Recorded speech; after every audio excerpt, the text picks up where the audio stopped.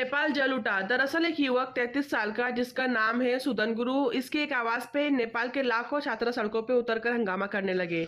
दरअसल ये हंगामा करने का मकसद ये था कि जवान युवक सब बेरोजगार फिर रहे थे।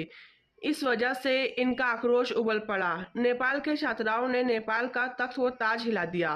पहले नेपाल के गृह मंत्री, फिर कृषि मंत्री, स्वास्थ्य मंत्री और प्रधानमंत्री और फिर राष्ट्रपति ने इस्तीफा दिया।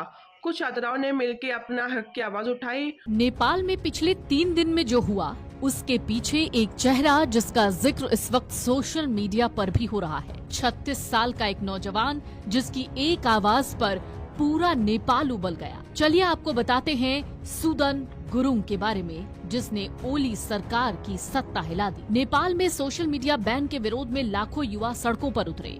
इस आंदोलन का अंत ये हुआ कि नेपाल की सरकार के हर एक शख्स को इस्तीफा देना पड़ा। पहले कुछ मंत्रियों ने इस्तीफा दिया, उसके बाद प्रधानमंत्री केपी शर्मा ओली और फिर राष्ट्रपति ने। युवाओं ने भ्रष्टाचार के खिलाफ ऐसी आवाज और ऐसा हंगामा निकाला कि कुप्रशासन की कलई खुल गई।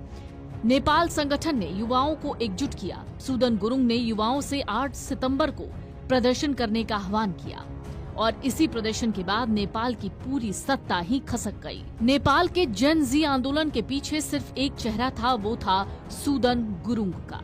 सुदन गुरुंग की एक आवाज पर ही नेपाल के लाखों युवाओं ने सड़कों पर उतरकर प्रदर्शन किया।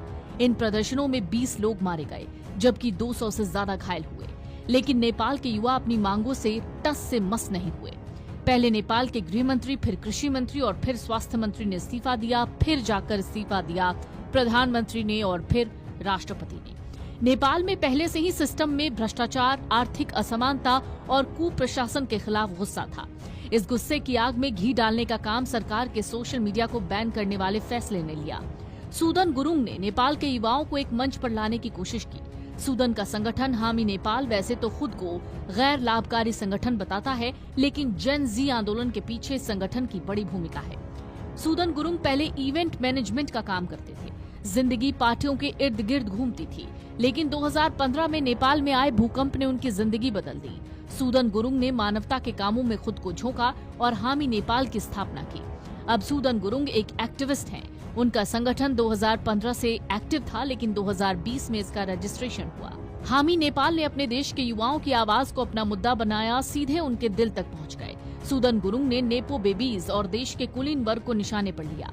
8 सितंबर के आंदोलन के लिए आह्वान करते हुए सुदन गुरुंग ने अपने इंस्टाग्राम पोस्ट पर लिखा, भाइयों और बहनों, 8 सितंबर वो दिन जब नेपाल के युवा उठेंगे, कहेंगे कि अब पर्याप्त हो गया, ये हमारा समय है, हमारी लड़ाई है और ये हम युवाओं से ही शुरू होगी।